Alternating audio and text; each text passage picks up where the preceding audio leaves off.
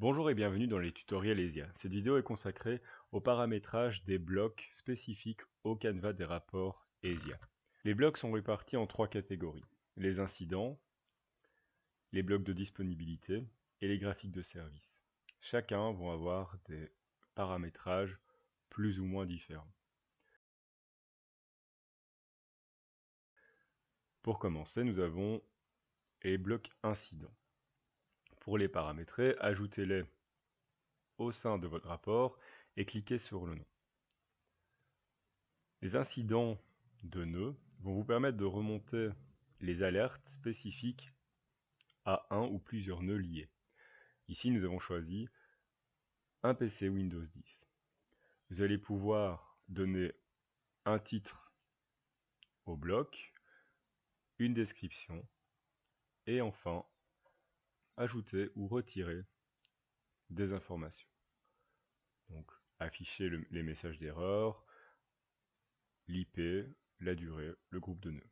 Pour ajouter ou retirer des informations, il suffit de cliquer sur les carrés à côté des noms. Et vous pouvez sauvegarder. Vous revenez dans le paramétrage du Canva et vous allez pouvoir vous attarder sur les incidents de groupe de nœuds. Les incidents de groupe de nœuds vont fonctionner comme les incidents de nœuds, mais au lieu de devoir ajouter tous les PC faisant partie du groupe PC, il vous suffira de rajouter juste le groupe global et il reprendra l'ensemble des PC dont le Windows 10 qui se trouve dans le bloc précédent. Pour le bloc incident de service, il va fonctionner de la même manière, à l'exception que vous allez devoir préciser le service que vous voulez voir apparaître au sein de votre rapport. Ici donc c'est le test de ping du PC Windows 10. Pour ajouter un service, il suffit de cliquer dans le champ prévu à cet effet et le choisir. Une fois que vous avez paramétré l'ensemble des blocs, vous allez pouvoir visualiser le rapport. Et donc ici nous voyons toutes les alertes qui sont liées au nœud ou au service choisi.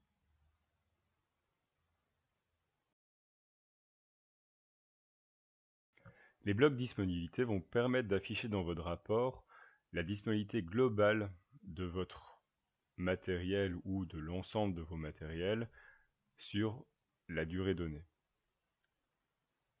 Pour paramétrer disponibilité de nœud, vous allez devoir choisir son apparence, donc en deux notes, en abréviation, en jeton, en rectangle, en jauge ou en graphique. Ici nous avons choisi en deux notes.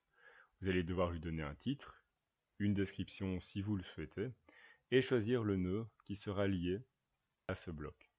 Enfin, le paramétrage permettra de faire changer l'information qui est remontée dans le rapport du vert au jaune ou vers le rouge, selon que la disponibilité ait été supérieure à 80%. Ici, donc, il n'y aura pas d'alerte et le donut apparaîtra en vert. S'il est inférieur à 80 mais supérieur à 70, la couleur sera jaune. S'il est inférieur à 70, alors ESIA le reconnaîtra comme critique et l'information remontera en rouge dans le rapport. Vous pouvez sauvegarder et revenir.